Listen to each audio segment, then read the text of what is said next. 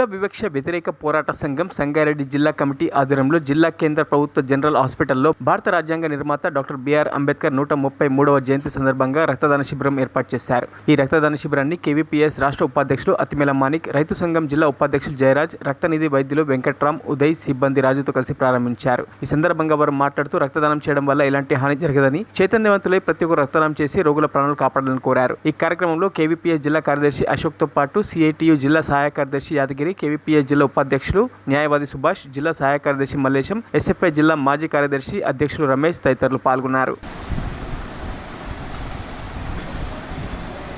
ప్రపంచ మేధావి, భారత రాజ్యాంగ నిర్మాత, మహనీయులు బాబాసాహెబ్ అంబేద్కర్ యొక్క 133వ జయంతి సందర్భంగా ఇలానే మహనీయులు మహాత్మా జ్యోతిరావు బాపులే, ఇలానే బాబు జగజీవన్ రామ్ జయంతి, ఏప్రిల్ నెలలో ఈ ముగ్గురు మహనీయుల యొక్క జయంతులు వస్తూ ఉన్నాయి.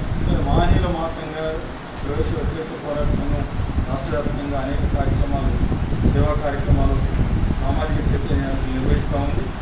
ఈరోజు బాబాసాహెబ్ అంబేద్కర్ యొక్క జయంతి సందర్భంగా కేవీపీఎస్ ఆధ్వర్యంలో సంగారెడ్డి జిల్లా కేంద్రంలో ప్రభుత్వ జనరల్ హాస్పిటల్లో ఈరోజు రక్తదాన శిబిరం కార్యక్రమం నిర్వహించాం. పెద్ద ఎత్తున మంచి స్పందనలు, అనేక మంది యువకులు ఈరోజు రక్తదానం చేసినటువంటి పరిస్థితి ఉంది. రక్తదానం చేయడం అనేటటువంటిది ఈరోజు ప్రాణదానం చేసినట్టే. ఈరోజు అనేక చోట్ల రక్తం దొరకక ప్రాణాలు కోల్పోతున్నటువంటి పరిస్థితి కూడా ఉంది. అందుకని అటువంటి ప్రాణాలు నిలబెట్టే దానికోసం రక్తదానం చేయడం అనేటటువంటి ముఖ్యమైనటువంటిది. అలానే ఈరోజు అనేక మంది అపోహాలు కూడా ఉన్నాయి. రక్తదానం చేస్తే ఏదో వీక్ అయిపోతారు అని చెప్పేసేటటువంటిది ఉంది. ఇట్లా కాదు, ప్రతి 3 నెలలకు ఒకసారి కూడా రక్తదానం చేయడం వల్ల ఏమీ కాదు. ఆ రకంగా ఇంకా పాత రక్తం పోయి కొత్త రక్తం రావడానికి ఉపయోగపడేటటువంటి పరిస్థితులు ఉంటాయి. కానీ ముఖ్యంగా ఈరోజు మహనీయులు బాబాసాహెబ్ అంబేద్కర్ తన జీవితాంతం ప్రజల కోసమే అంకితం చేశారు. మరిన్ని అప్డేట్స్ కోసం మా ఛానల్ని సబ్స్క్రైబ్ చేయండి.